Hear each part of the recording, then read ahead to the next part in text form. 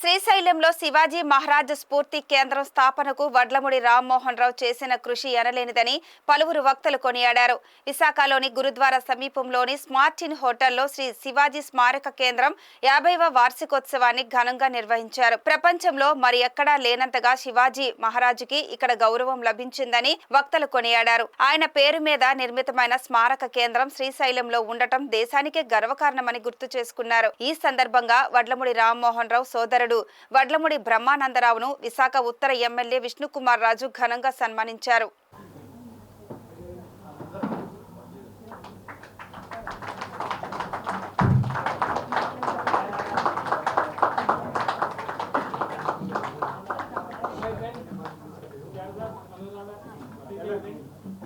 ఈ సందర్భంగా విష్ణుకుమార్ రాజు మాట్లాడుతూ శివాజీ మహారాజ్ 50వ వార్షికోత్సవం విశాఖ ఉత్తర నియోజకవర్గంలో నిర్వహించుకోవడం ఎంతో ఆనందంగా ఉందన్నారు. రామ్మోహన్ రావును స్ఫూర్తిగా తీసుకొని దేశ హితం కోసం అందరూ పనిచేయాలని పిలుపునిచ్చారు. శివాజీ మహారాజ్, స్వామి వివేకానంద వంటి మహనీయుల గాథలు వింటేనే ఎంతో స్ఫూర్తి కలుగుతుందన్నారు. శివాజీ మహారాజ్ స్ఫూర్తి కేంద్రం 50వ వార్షికోత్సవం శ్రీశైలంలో జరుపుకోవడం బదులు ఇక్కడ నార్త్ నియోజకవర్గంలో విశాఖపట్నంలో జరుపుకోవడం అనేది మాకు చాలా చాలా ఆనందదాయకం.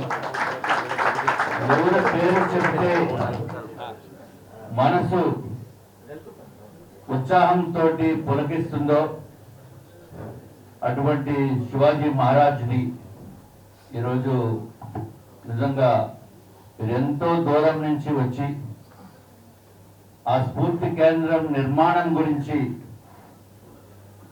చేసిన గొప్ప వ్యక్తి మన ముందు లేకపోయినప్పటికీ కూడా వారు కుటుంబ సభ్యులు ఇక్కడ ఉన్నందుకు వారిని గౌరవించుకోవడానికి మనమందరం ఇక్కడికి రావటం జరిగింది. చాలా చాలా సంతోషదాయకం. శివాజీ మహారాజ్ ఒకటి, తర్వాత స్వామి వివేకానంద, ఈ రెండు పేర్లు చెబితే ప్రతి ఒక్క భారతీయుడు గర్వంతో, ముందుగా హిందువులు గర్వంతో మనసు ఉప్పొంగే పరిస్థితి ఉంటుంది. అట్లాగే ఇందాక మాటల్లో చెప్పారు, వాజ్పేయి గారి గురించి కూడా విజయసారథి గారు పెద్దలు చెప్పడం జరిగింది.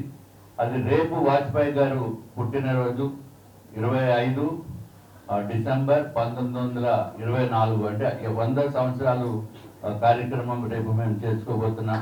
ఈరోజు 50 సంవత్సరాల శివాజీ మహారాజ్ వారి 50 వార్షికోత్సవం, అంటే స్ఫూర్తిదాయకమైన పని కూడా మీరు ఇక్కడ చేస్తున్నందుకు మరి ఒకసారి మీ పెద్దలందరికీ కూడా ధన్యవాదములు. Shri Shivaji memorial committee secretary Raghuramayya మాట్లాడుతూ 1973 నుంచి రామ్మోహన్ రావుతో కలిసి నడిచామని చెప్పారు. శివాజీ ఆత్మార్పణ చేసుకోబోతే భవానీ మాత ప్రత్యక్షమై కార్యాచరణ ఉద్బోధ చేసిన ఘటన శ్రీశైలంలోనే జరిగిందన్నారు. అక్కడ ఉత్తర ద్వారం శివాజీ పేరు మీదే ప్రాచుర్యంలోకి వచ్చిందని పేర్కొన్నారు. 14 అడుగుల ఎత్తు విగ్రహం, సింహాసనం మీద కూర్చొనున్నటువంటి విగ్రహము, ఇది భారతదేశంలో మొదటిది, ఇంకెక్కడా లేదు.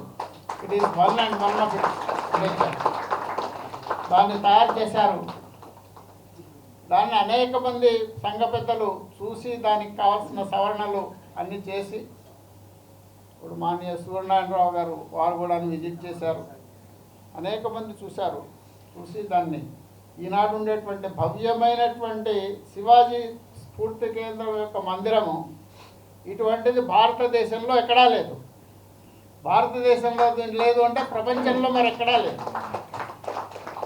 80 అడుగుల వెడల్పు, 120 అడుగుల పొడవు, 25 అడుగుల ఎత్తు ఉన్నదండి.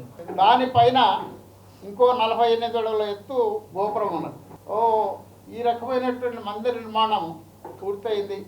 డాక్టర్ వజ్జి విజయసారథి మాట్లాడుతూ శ్రీ శివాజీ స్ఫూర్తి కేంద్రం ఏర్పాటులో గాని, జాగృతి పత్రిక సంపాదకత్వంలో గాని ఆయన చేసిన కృషి, అప్పటి అనుభవాలను గుర్తు చేసుకున్నారు.